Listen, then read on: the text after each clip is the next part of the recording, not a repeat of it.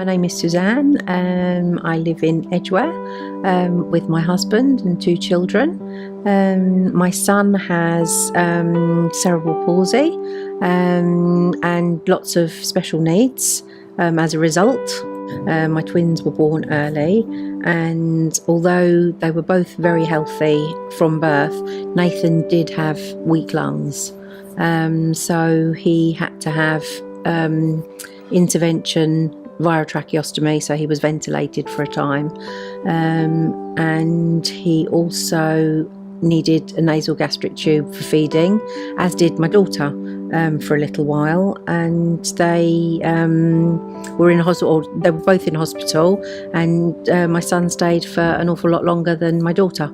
So and then we were home from hospital, and then about 6 months after that his tracheostomy blocked off, and sadly he stopped breathing.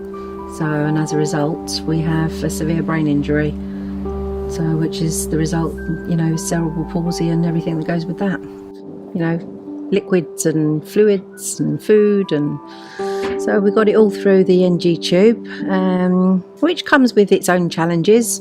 You have to be careful, make sure it's in the right place, and you have to test it every time you use it, because when you move a child or when they run around or whatever, it can move from the stomach or wherever it's supposed to be.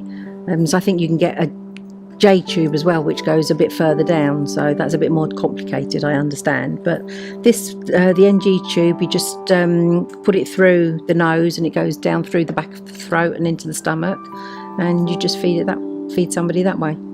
Previously he was coughing all the time when he was being fed, and when he was drinking he was finding it more difficult. It was taking longer to feed him.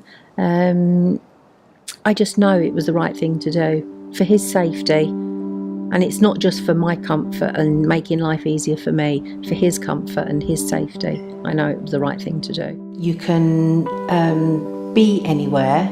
You can take the feeding pump with you again anywhere, or if you don't even have the pump, if you just have a syringe, you can actually just hold the syringe up and gravity will just take the milk through as well.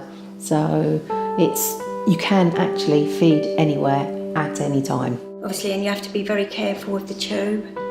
As we know the other day, as it came out, or Nathan grabs hold of it, he will pull it out. And he even tries to get his tongue to the back of his throat and pull it out. He's getting a little bit better with it, getting more tolerant of it.